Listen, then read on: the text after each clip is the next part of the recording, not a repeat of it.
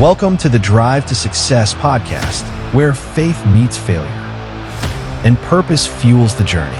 This is where high-performance, purpose-driven entrepreneurs share the real stories behind their success, the setbacks, the struggles, and the moments that tested their belief, and how those seasons became the foundation for their next level. Because success isn't just built on strategy. It's built on faith, resilience, and trusting the process. Even when you can't see the path ahead, every challenge carries a lesson. Every setback carries a seed. And everything you've been through is preparing you for what's next. This is your reminder. You're not behind. You're being built. Welcome to the Drive to Success podcast. Welcome back to the Drive to Success podcast, inspired by the global movement and best-selling book series created by Ray Perez, the #1 global branding expert. This is where we spotlight purpose-driven leaders who have turned adversity into their advantage. This show is dedicated to high-performance entrepreneurs who have failed their way to success and now are sharing their lessons to help you build a world-class brand and business. Today's guest has earned their place in this conversation. Joining us to share their journey is Dr. Andrea Mills. Welcome to the program. Thank you. It's an honor. I appreciate it. Hey, you are welcome. And I know that there is never one way to say, I have succeeded and here I am at the pinnacle, because we never arrive. So I really want to celebrate the journey. And that's what we're going to be talking about here today. But get us started with a little bit of your story and background. And what has your entrepreneurial journey been like to this point? Thank you for asking. I just feel that mine wasn't really so much ambition and trying to be an entrepreneurial. It was mostly out of necessity. I spent 22 years in the U.S. Army as a combat medic. And when I got out, when I retired, I really had a lot of health problems. And it just didn't sit right with me that the only thing they were offering was medication or talk therapy. And all the doctors I went to, they said my labs were normal. It's just aging, get over it. But I didn't feel right. And I knew something was wrong. And so I went on that path to become the doctor that I couldn't find, basically. And in that journey, I earned 3 doctorate degrees. And got my health back and found my purpose. So that's really sort of my background. You know, so many times you hear about the journey and what got you into this business, whatever business it might be, and it always seems to stem from something personal. You know, like maybe it would be, I've interviewed chiropractors before where they said, I struggled with, or my parents struggled with, or financial advisors that said my relative got taken for a ride by their financial advisor. And I vowed never to let that happen again. And you had that struggle. And what the thing that jumps into my mind is, what was it inside of you that was telling you, I'm just not getting the right information? Because we tend to trust the people that are giving us the physical advice from our doctors and physicians. Why was it that you felt like something was missing? That's a good question. I didn't feel right. I couldn't, Yeah. I was exhausted. I felt like I was moving in slow motion. And I asked other people, and yes, some felt the same way, but most didn't. And even my own parents didn't. They felt great. And my dad, who I just cherish him, he was amazing and he had great health. And I watched him for a while, what he did. He worked out every day. He didn't overdrink alcohol. He drank water first thing in the morning. He read the Bible every day. It was amazing to watch him. And I really learned a lot from my dad. And then I went on to college and university and earned my bachelor's of science in nutrition, and then several master's degrees, and then 3 doctorate degrees. And so I really did learn a lot without Dad, but that was the Wow. Yeah. So when you got to the point of these degrees and you got your doctorate degree, did you go work for the medical industry before starting your own business as an entrepreneur? That's a great question, too. No, I didn't. I worked at Quantum University, and that was amazing because I really got exposed to a lot of genius thought leaders, neuroscientists. It started with Dr. Masaru Emoto. I don't know if you know who he is. He's famous for doing these water crystal experiments where you speak to the water, and then the way the crystals show up are either really messed up and nasty. Like if you said, I hate you, I hate you, I hate you to the water, then when you freeze the crystals, they just look awful. But then when you say, I love you to the water, they're these beautiful crystals and aligned and structured and perfect. And another leader I learned from was Dr. Joe Dispenza. And he's mainly known for breaking the habit of being yourself. Also, Dr. Bruce Lipton, and his is Biology of Belief.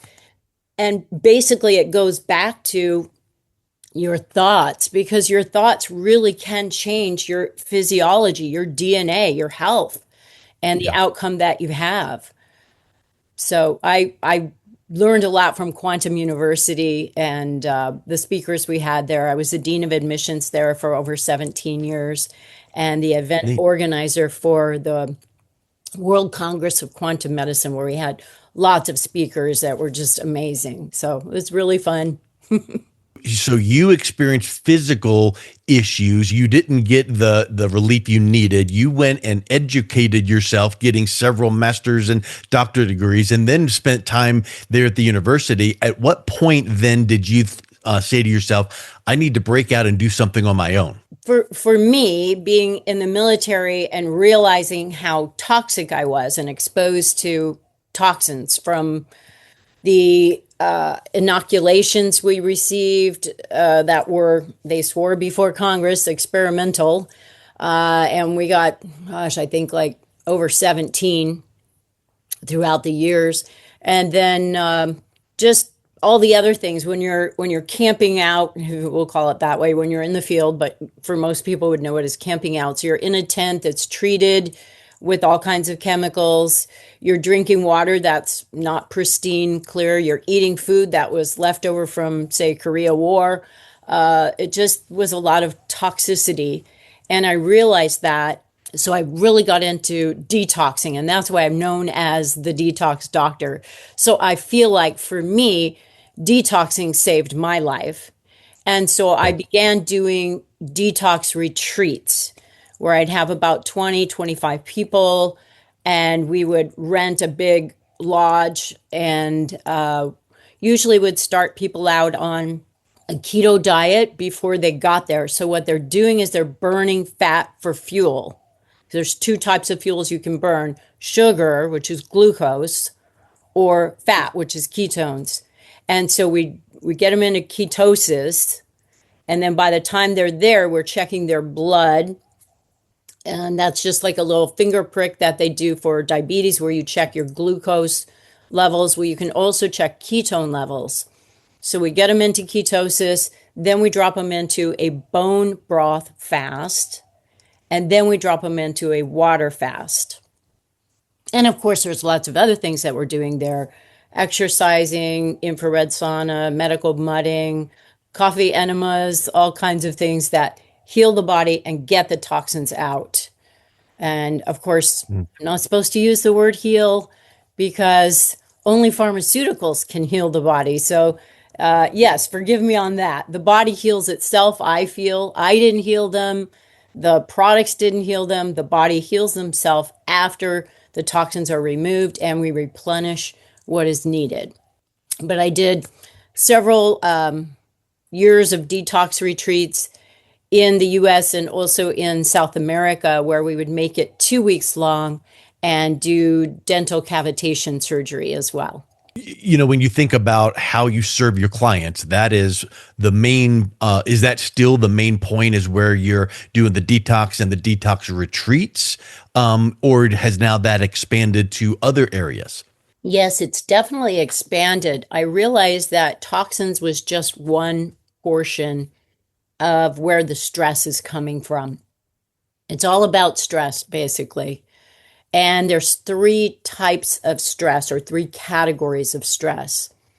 The first T is trauma. That's physical stress. That's your accidents, injuries, falls, overuse, surgeries, things like that, tension, inflammation. And I have certain ways to deal with that type of stress, that physical stress, that trauma to the body. And then secondly is the toxins, and that's your chemical stress. And that's everything from toxic air, food, water, environment, radiation, medication, just all the chemical toxins. And then the third T is thoughts, and that's your mental emotional stress. That can just be an old identity that no longer serves you, and the behaviors that go with that. It can be that emotional patterns, those original wounds as a child, and how you replay them to prove that you're right. So there's a lot of information there as well. And if you can think yourself better, in other words, you've heard of people getting a sugar pill and they get better Yeah. because they think they took something. Then you Yep. can The also think, placebo effect. yeah, the placebo effect, exactly. But you can also think yourself sick, and that's called the nocebo effect. That does have a name to it as well. And so, really working with the mindset, as well as detoxing the body, and then clearing that physical trauma, then now you that's hits everything. That's a whole body. Yeah, because it's almost like, if I'm from the uneducated perspective, listening to what you said, the detox aspect are things happening inside the body, and then these other areas you're talking about, but the stresses, those are like the mindsets and the beliefs and the thought level that actually does impact the body as well. But you're hitting those two angles, so that when those two things have now been balanced out, now the true work can begin of rebuilding thoughts, rebuilding your eating patterns. Does that sound pretty accurate? Yes, exactly. Because your thoughts that you have, they cause you to make certain choices. And then Hmm. those choices go into certain behaviors and actions, and then certain experiences, feelings, emotions, and those drive certain hormones, neurotransmitters, neuropeptides, and that causes what's called the signal, your genes, your gene expression, which basically goes into your DNA, and there you go, there's your health. And it So, can be for good thoughts for good health, or bad thoughts for disease. yeah. When you were mentioning the retreats, the 2 week, or the different time frames, the thought crossed my mind. What do you provide to make sure the benefit and results continue? Meaning, after that 2 week retreat, they go back and you go back into their same old routine, and now you've reversed what you accomplished. What is the process that you are helping guide your patients along with to maintain those results? So we do want to, during the detox and continue when they get home, I try to simplify it, right? Remove the bad, replenish the good, renew the mind. It's just, those are pretty simple ones. I think people can remember that one. And not that it needs to be complicated anyway. It should be simplified for everybody. So they're aware now. During the detox, we showed them what are the bad, the toxic things in their life. And then we've also trained them on what are the good. And at that time, during the detox time when I was working, offering detox retreats, I was licensed by Dr. Joe Dispenza. So I was able to train people on breaking the habit of being yourself, and how to renew the mind through simple things like meditation, which we also can call mental rehearsal. A lot of athletes know that phrase and like that better than meditation, which can be more new age, right? So mental rehearsal, and you're rehearsing things, also changing how you speak to yourself. I've learned this from Noah St. John, and it's called affirmations instead of affirmations. And you can say it very easily or simply this way. An affirmation is, oh, I am wealthy, I am wealthy, I am wealthy. But you look in your bank account and you know that's a lie. And so it really doesn't work for a lot of people. But an affirmation, forming a question, an empowering question, not a negative one. In other words, you don't want to say the question of, why am I so broke? You want to say, why am I so wealthy? Why am I so abundant?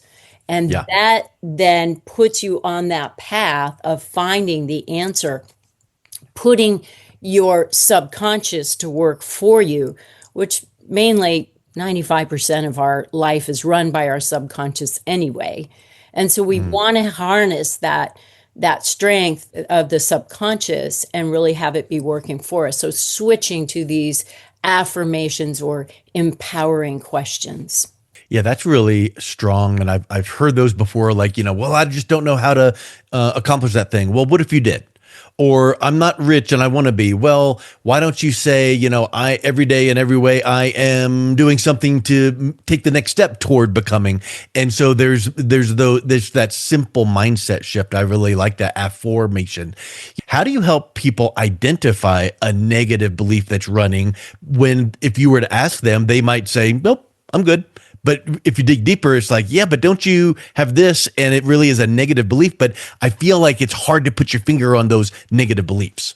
It's a pattern. And Mike, I'm sure after the years of what you're doing, the podcast and interviewing people, mostly in business, I'm sure that you see patterns in business, correct? Sure. It's the same that I can notice in people. I see a pattern.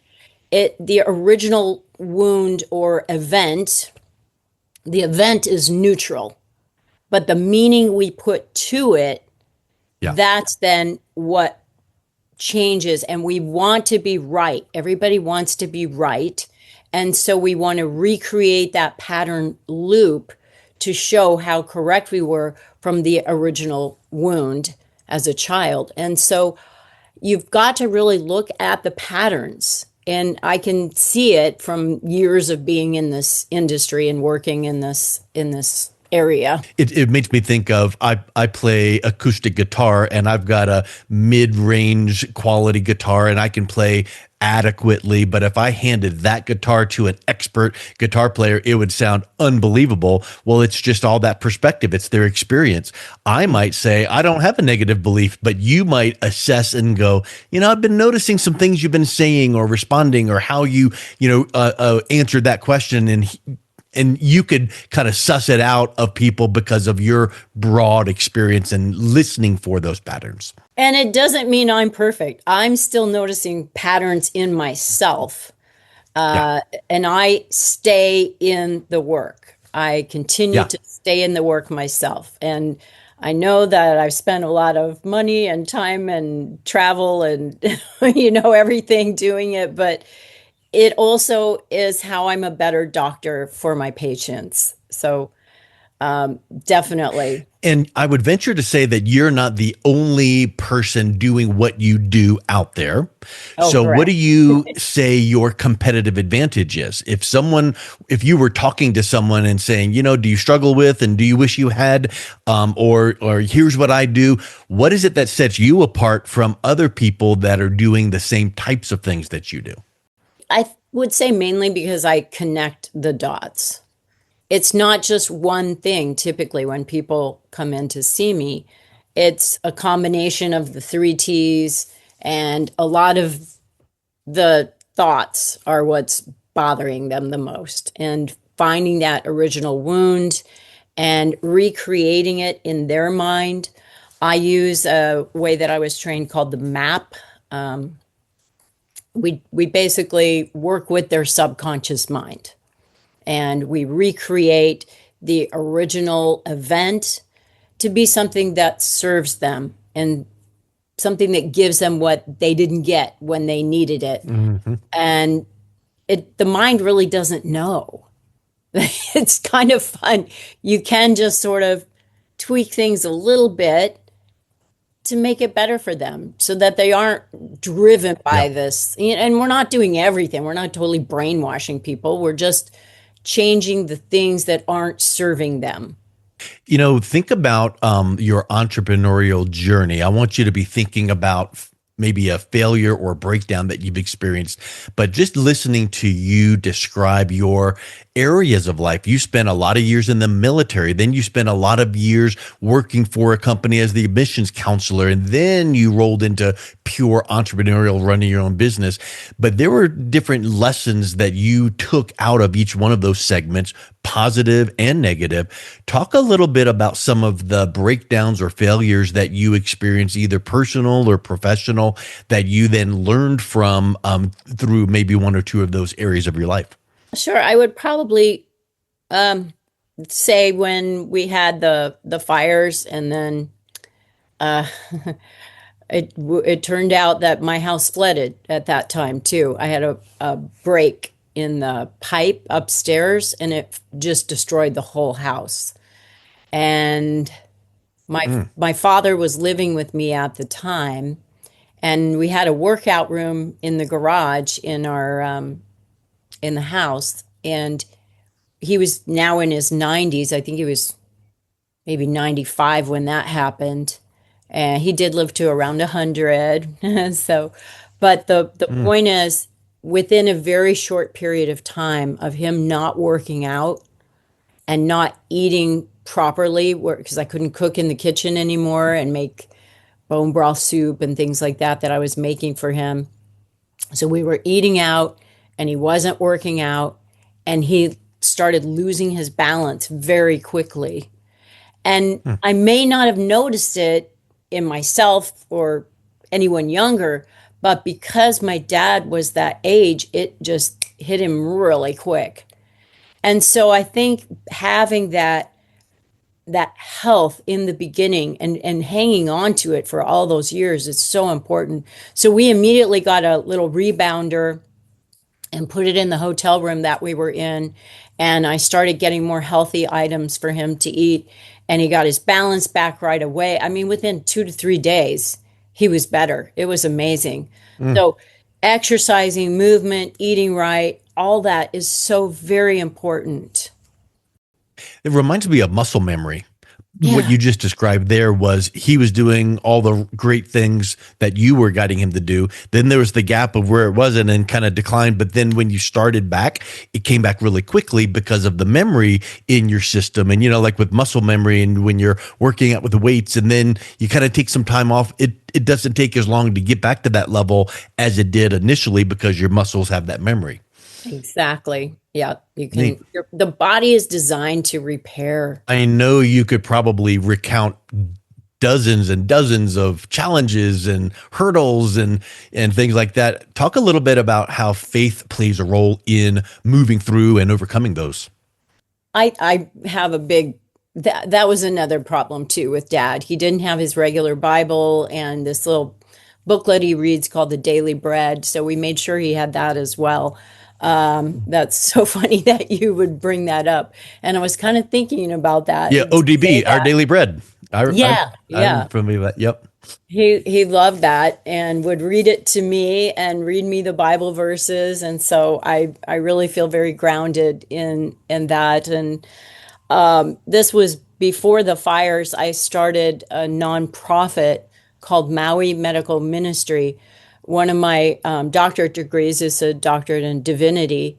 And so I have studied the Bible extensively and offer Bible studies and meditation, prayers, and just getting together and talking with a lot of the people that were through that 2.5 years ago, the fires that took, 12,000 people lost their homes and jobs, businesses.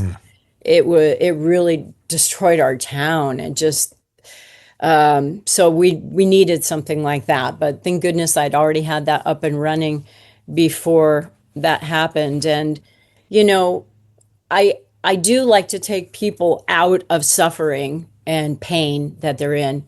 But pain is suffering, suffering's optional. Pain is physical. But Mm. I really feel like I would be doing people a disservice if I were to just take them out of physical pain and suffering and not say anything about their eternity. And we don't want them to suffer for eternity. So I Mhm. definitely do share the gospel, the good news with my patients.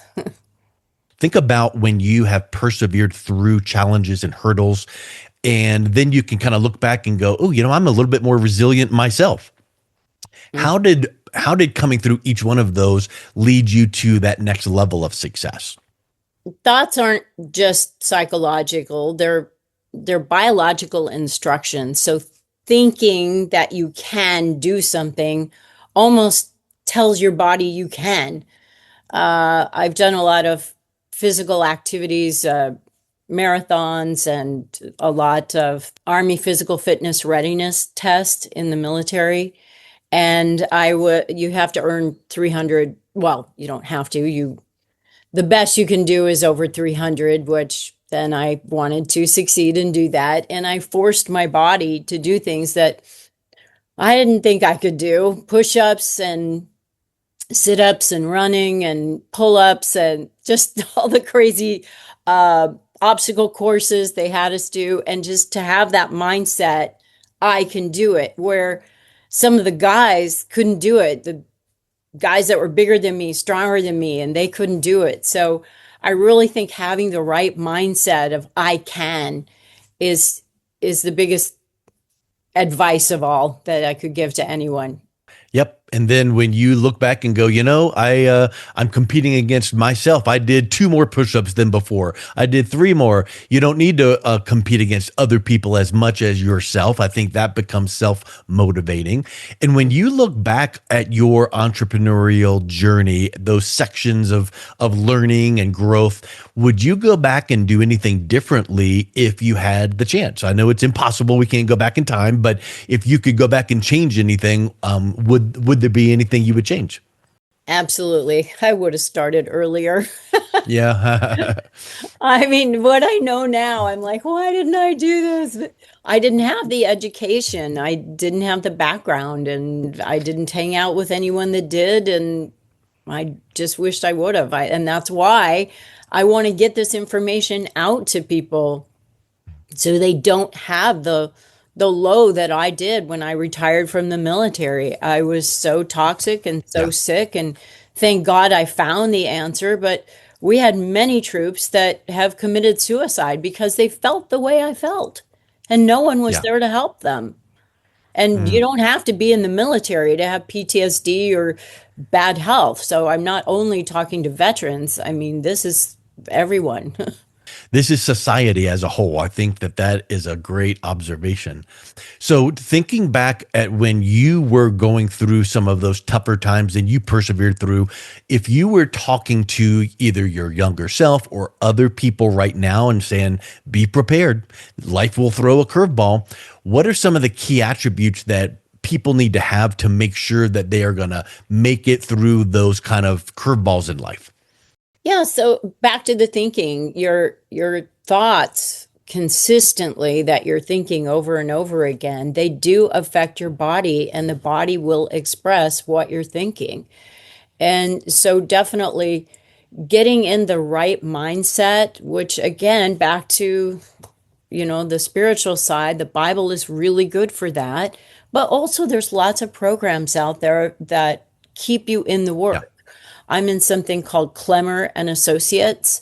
It was based on the work of Brian Clemmer, and I just love it. And here's the thing that's so great: you pay one time for the course, and you can go back and re-audit over and over again.